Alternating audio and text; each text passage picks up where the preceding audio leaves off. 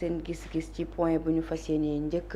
waxtaanee mu ñeewal mbirum Madiambal Diagne bi nga xam ne niki démb daal di woon nañ ci indi ay leeral niki tey nag am na ay avancé yu bëri ndaxte nag ki nga xam ne moo di doomam jabaram ñoom tamit daal di nañ leen di placé sous mandat de dépôt niki démb waaye am na leneen lu nga xam ne da cee évoluer ci mbir mi Babacar.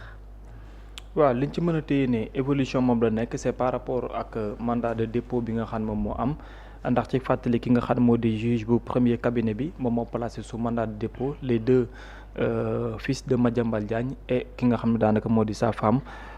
la ko waral nag bokk na ci lu jëm ci wàllum transaction suspect yi nga xam ne ñu ngi koy wax te mu toll woon ci 21 milliards de francs CFA yéen kaay gi di l'Observateur quotidien dellu si na ci lu yaatu loolu dañuy xibaaral que ne les 21 milliards de francs CFA yi ñuy wax ci Madiambal Diagne il y a eu 1 milliard 176 millions yi nga xamante ni moom moo yitteel ñenn ñi nga xam ñoom dañu mettre sous mandat de dépôt loolu moo tax ñu jàpp leen ba tëj leen kaso li nga xam ne loolu lañ ci nangu mooy somme boobu nga xam ne dafa toll ci 1 milliard 176 millions de francs CFA 166 millions 500 mille francs CFA même bu dee ne sax bokkul ak 21 milliards yi nga xam ne moom la ndax boobu liñ ci nemmeeku mooy dañ koo jël ba pare tas ko à travers 7 chèques maanaam juróom-ñaari chèques yoo xam ne au profit dañ ko joxe ci société civile immobilière bi nga xam ne moo di SCI Pharaon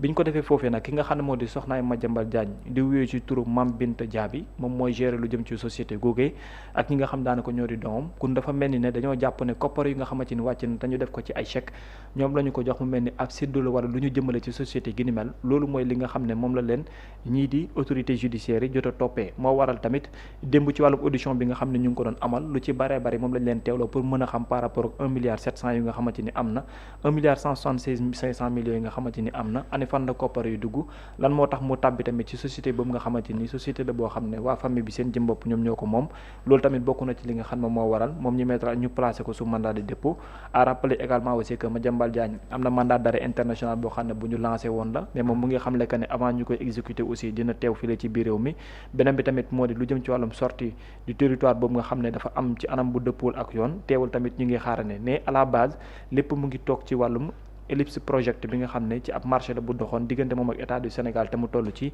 250 milliards de francs CFA lañ ko destiné woon moo di construire infrastructure judiciaire yi nga xam ne ay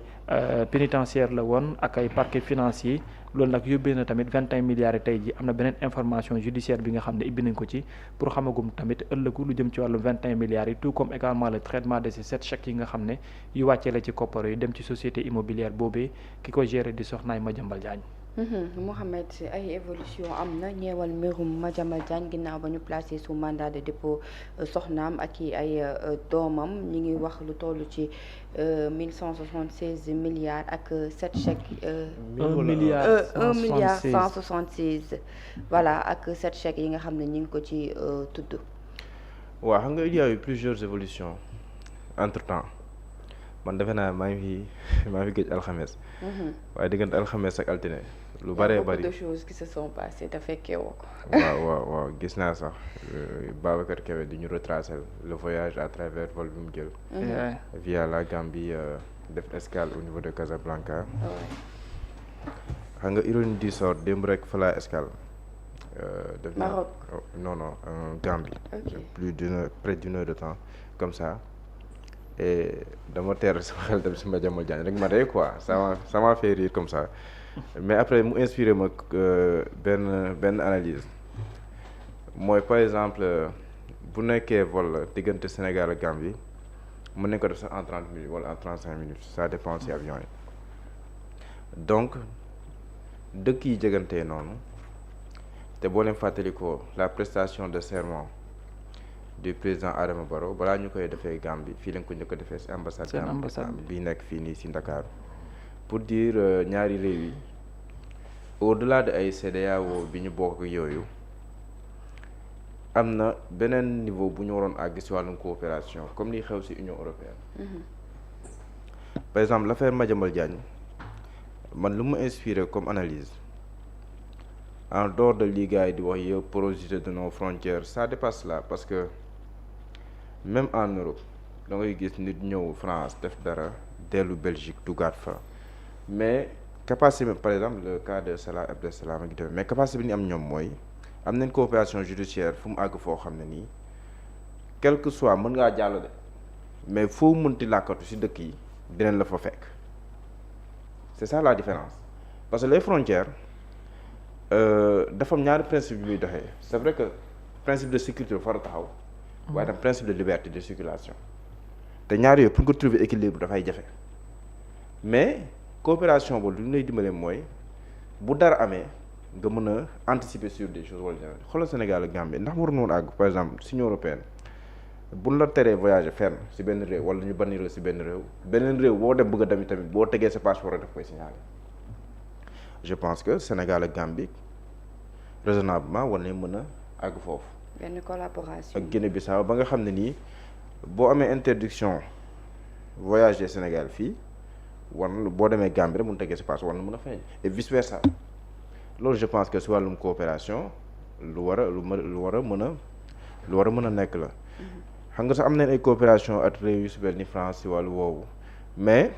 même bu nekkee nee nañ sax si yenn situation yi bu benn ressortissant benn réew bu ko benn réew soxlaa war nañ def tout ba delloo ko mais loolu yi mën nañ ko bind say texte mais France dem ba si biir invoquer des questions humanitaires des raisons humanitaires ne du ma extrader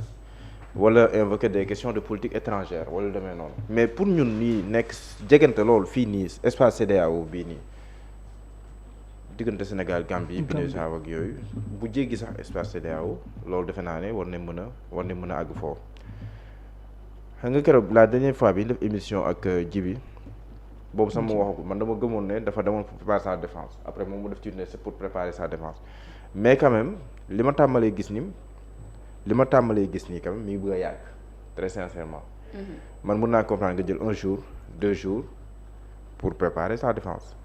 parce que le dossier il est sérieux comme man loolu laa gëm un dossier sérieux nag ne veut pas dire que tel ou tel est coupable loolu justement mais un dossier sérieux boo xoolee moom si ni mu réagir ak ni muy doxalee rek nga xam ne ce dossier là c'est un dossier sérieux mais quand même mais boo demee nii ne mes léegi mu mot une semaine léegi mu ëpp ko loolu yaa ngi aggraver cette situation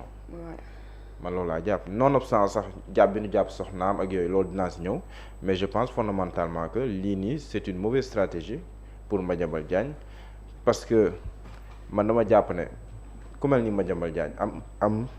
am kër liggéeykaay fii nii si réew mi avenir communication am yeneen i mbir yu muy yëngu am fi ay bien am fi ay intérêt kon du kooku noonu moo am intérêt pour dem toog bitim réew wala yooyu man loolu mosuma ko gëm quoi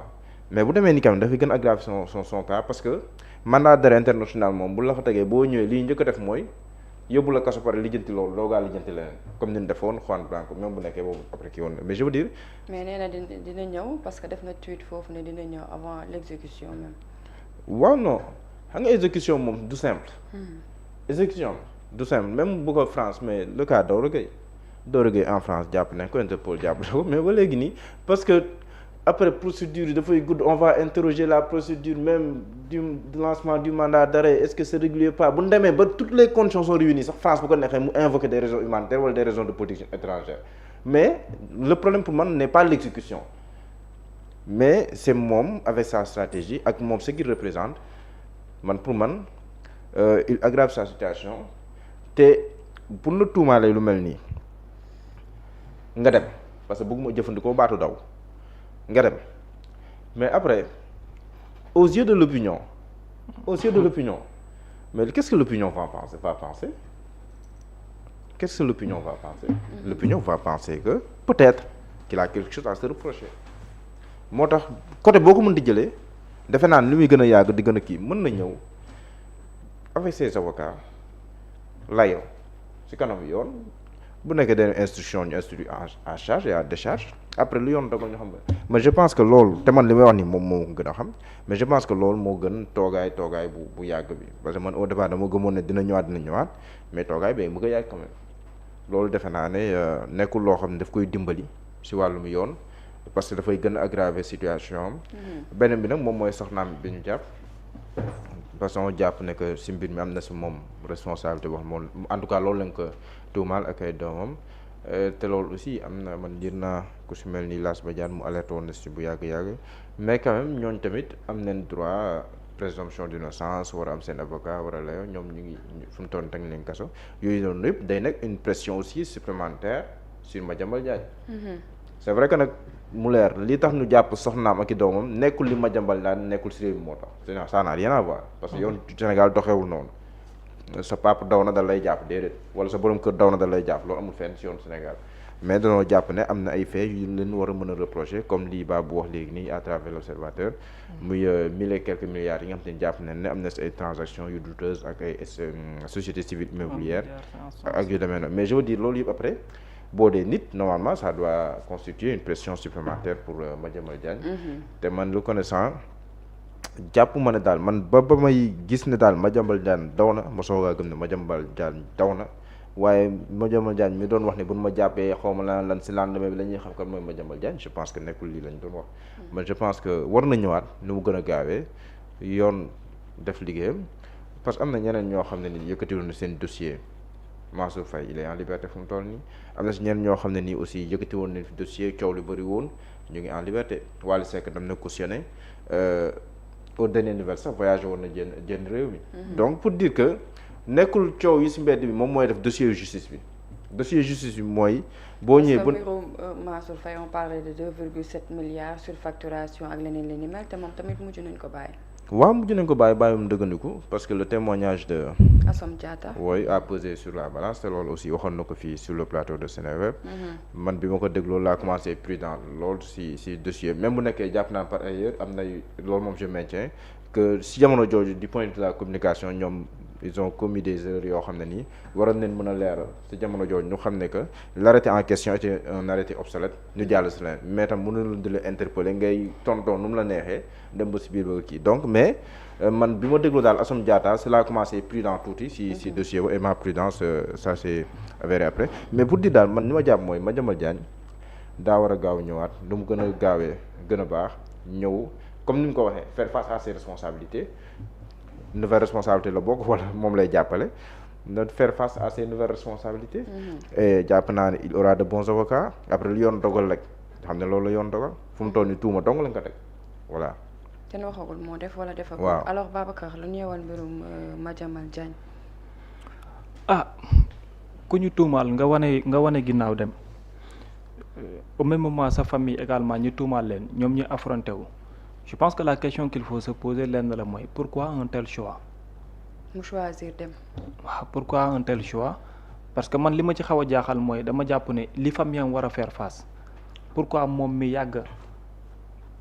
aussi le ton ne justice dafa am lu muy doxee te nit warul mën a daw ci kanamu justice wala wan ginnaaw ci kanamu justice moom mu def choix bu mel noonu leneen ngay posé wu parce que man dama jàpp ne acte gi mu posé quand il s'est expliqué ñu bare mënoon nañ ko comprendre mais par la suite bu fekkee nag dafa fas yéene nekk benn habitude boo xam ne ay jours mu ngi nii y a pas eu de réaction ni rien dem ba ci mandat d'arrêt international parce que bi mu génnee waraloon na réaction bi nga xamante ni indi na ko pourquoi parce que xamoon na lan moo nekkoon ci tenant aboutissant lu jëm ci wàllu mandat d'arrêt international mais pour man le choix qu'il a opéré c'est un choix boo xam ne yàgg na ko dénoncer pourquoi il l'a fait je pense que ni mën na révéler wu par rapport ak contenu dossier gi ni mel ça veut pas dire que ni nag mën nañ jàpp ne li ñu koy tuumaal moom moo ko def ak yooyu mais le fait que mu jàpp ne moom dem toog foofu noonu moo gën ci moom pour expliquer wu ci ne ay défense am lay préparer loolu rek dafay wane pour man li ëmb li nga xam ne daanaka moo di dossier bi leneen li nga xam ne tam ëmb na dossier gi te ñu mën koo xaar mooy bu fekkee dara dafa wàcc dem ba laalaale sa famille pour man sensibilité boobu noonu ci ñu baree bare même bu ñu leen daanul jàpp seen famille parce que dañ cee laale wala leneen sax am na ñoo xam ne réew yoo xam ne dañuy jàpp famille pour que nit ki mën a dellu si la mais dossier boo xam ne yow ak sa njaboot yéen a ko bokk ñu jël sa njaboot mettre leen sous mandat de dépôt je pense que ni yow mi nga xam ne yow yaay kilifa gi lu mu gàtt war nga mën a ñëw aussi pour assumer les responsabilités et loolu tamit laa yaakaar ne moom mooy gën parce que quel qu'en soit tuuma yi ñu la war a mën a tegal bu fekkee da nga yàgg alerté ne yow amul lu la nit war a mën toppee tu as des moyens pour réfuter li nga xam moom moo jëm ci wàllum accusation yi léegi nag nañu xaar pour xam exactement kañ la fas yéene dellu si comme ni mu ko waxee ak tamit bu ñëwee lan moo ci nekk li nga xam lu ciy bokk la mais je pense que ni rapport bi ak lu mu tegagum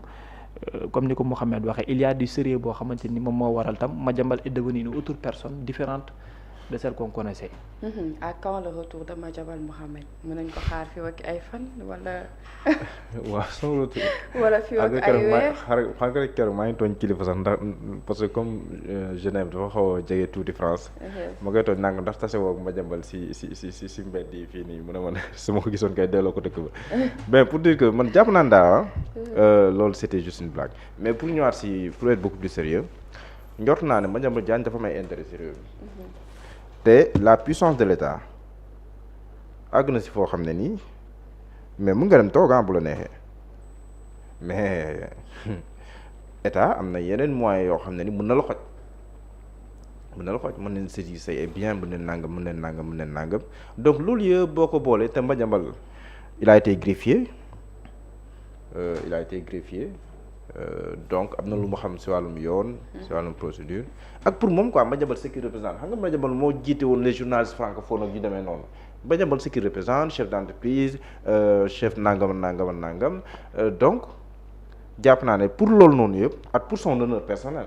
du nangu. compte tenu de ce qu'il a toujours dénoncé. Oui. Dans certains dossiers. parce que lu ci bëri ci wàllum justice chaque jour da daan def tweet di dénoncer yenn doxalin yi ci justice. te pour ku koo xam parce que man j'ai eu l'occasion de faire une émission avec lui au moins à 2 reprises.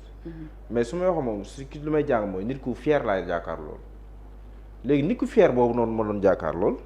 moo tax man sama xel mënut a nangu lool mais ce que je vois là quand même pour man ça aggrave davantage sa situation na ñëw wuy si. man jàpp naa ne sax am nay décision yu état bi jël sax pour man day gën a réyal affaire mën nañ ko jàppee su lu suufee benn Sénégalais bu jàppoon na yoon da koo soxla mu daw jénn mu dem jénn léegi parce que loolu mën na am fu ne mën na am fu ne kii jiite woon Ronald biñ koy topp mu ñibbi parce qu'il est franco-libanais yu gën a xamul donc il est sorti comme ça defe naa Japon la ko doon toppee quelque chose comme ça Japon moo jógee fu il s'est évadé dem yoonam loolu c'est jógee ci évasion benn bu cellule spectaculaire su ma jubee vérifié ma loolu baabu je pense que c'était au Japon si la évadé Japon la après fa la dem Liban dafa doon liggéey ci benn entreprise bu yëm affaire automobile après il s'est évadé daw Ouais. mais loolu maanaam ça arrive mais man pour man le fait que ñu def ko une affaire d'état yooyu noonu dafa mais est-ce que du ci wàllum kaaraange gi moo tax ñu def ko affaire d'état le fait que ñu tere ko mu génn awee aéroport non xam nga tamit comme ñoom ñu ngi def enquête si mbir mi nen bàyyi enquête dem mais en tout cas man je pense que bi mu demee aéroport wàññi nañ ko kon ñi ko waroon wàññi nañ ko ndax dañ ko waroon jàpp si jamono jooju noonu je ne pense pas ouais. da doon dem ñu koy wàññi kooku doon demande nañ ñu wàññiwaat ko est-ce que da nga ko waroon jàpp sur le champ est-ce que bu la joxee convocation yi danoo war a fexe par la force nga ñëw yow yaa war a déférer à la convocation léegi nag ndax dañ ko waroon topp ba xam ko filature ak yooyu ñan noo war a def filature yan service ñooy def filature ñan nooy toppaate est-ce que ce sont les services de la police au niveau de l'aéroport est-ce que c'est la DIC est-ce que donc loolu noonu yëpp ñoom bu defee enquête dinañ ko xam mais je veux juste dire que ça a juste participé à faire de l'affaire d'état or man jàpp naa ne war nañ ko mën a sauver parce que lii nii ça joue contre Madiambal le fait que rek moom mu dem foofu noonu état bi am na lu mu téye bon du mën a état sax mais ça joue contre Madiambal parce que moom boo ko woowaan day tuite balaa muy dem bu génnee sama PV du génn parce que la ma foofu moom ñu amul intérêt mu génn mais kooku noonu buñ ko toppee rek déjà ñu wëñ ñu ko aéroport da nga ko doon wëññi muy wax ñu wëññi ko waxul daraan wuy ji ba léegi nii wuy jéegul loolu noonu ça joue contre lui donc bu leen doxalee noo xam ne nii après day mel ni affaire dafay gën a kii pour man nañ ko jël à sa juste proportion kenn la ko dem léegi nag ñoom li ñu mën a def par rapport ak mandat d'arrêt international c'est tout à fait normal parce que bu fi nekkoon mandat dama ne la nga koy yóbbu la nga koy jébal mais comme newu fi mandat d'arrêt rek nga mën a def international donc loolu tam je pense c'est compréhensible juridiquement. alors Babacar kañ la ñu mën a xaar le retour de Madiambal. nañu xaar rek pour xam ku dem yoonam moom mooy jëlaat yoonam ñibbisi c'est un choix qu'il faut assumer. mais est-ce que c'est un bon choix? Là on a déjà répondu je pense que ne c'est loin d'être un bon choix d'autant plus ci kanamu yoon la te xamagoo lan mooy nekk finalité bi waaw. D'accord alors mbirum Madiambal Diagne la ñu doon wax dañ ciy jógee daal di dikk ci l'ancien président de la République